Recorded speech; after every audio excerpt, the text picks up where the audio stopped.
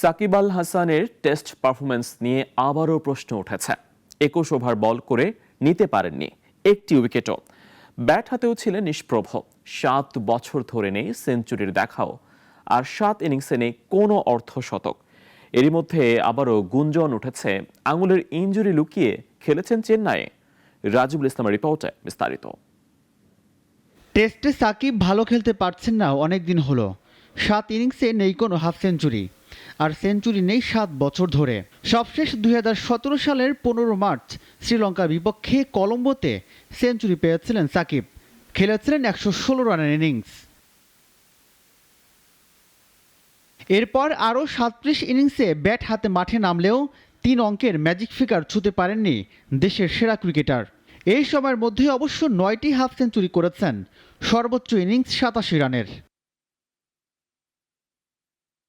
বোলিংয়ে শেষ 5 উইকেট প্রাপ্তি 2022 সালে শ্রীলঙ্কার বিপক্ষে। সেঞ্চুরি, হাফ সেঞ্চুরি বা 5 উইকেট শিকারকে মানদণ্ড ধরা হলে সাকিব ভালো করতে পারছেন না।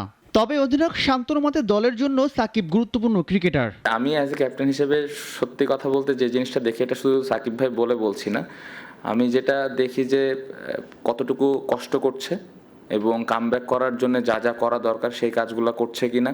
সাকিব ইস্যুর পাশাপাশি ভারতের বিপক্ষে ব্যাটিংয়ে ভরাডুবির ইস্যুটা আরও বড়।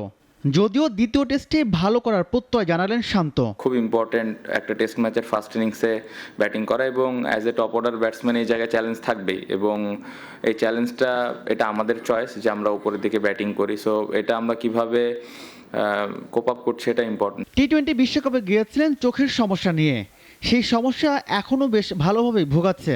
ব্যাট করতে গিয়ে প্রতিনিয়তই পড়তে হচ্ছে নানা সমস্যায়। সেই সঙ্গে ভারত সিরিজে যুক্ত হয়েছে আঙ্গুলের ইনজুরি নিয়ে খেলার গুঞ্জন। বয়সের ঘর পেরিয়েছে 37।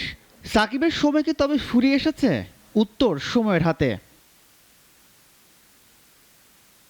রাজিবুল ইসলাম, নাগরিক। 250-টিরও বেশি ডিজাইন অপশন নিয়ে ওয়ালটন স্মার্ট ফ্রিজ, বোঝে আপনার প্রয়োজন।